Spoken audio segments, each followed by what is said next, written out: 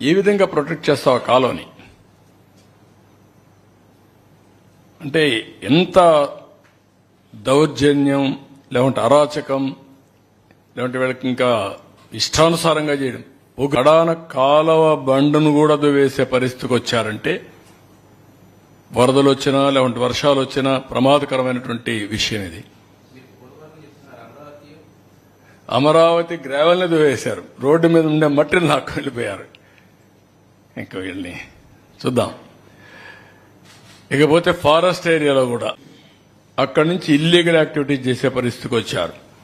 ఈ డబ్బులు తీసుకొని ఈ ఆదాయంతో రాజకీయంగా వీళ్ళ ఇష్ట ప్రకారం పెత్తనం చేసే పరిస్థితికి వచ్చారు. కడాన స్మగ్లర్ అరెస్ట్ అయిన వ్యక్తి చిత్తూరు ఎమ్మెల్యేగా పోటీ చేసే పరిస్థితికి వచ్చాడు. అందరినీ బెదిరించే పరిస్థితికి వచ్చాడు. ప్రజలు విజ్ఞతతో ప్రవర్తించారు, చిత్తుగా ఓడించారు.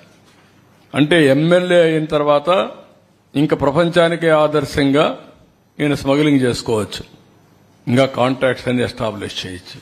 వీళ్ళు ఏమనాలైతే నాకు అర్థం కాలేదు. ఇక్కడ చూస్తే అప్పుడు మా ఆఫీసులో ఇంత డేటా లేదు.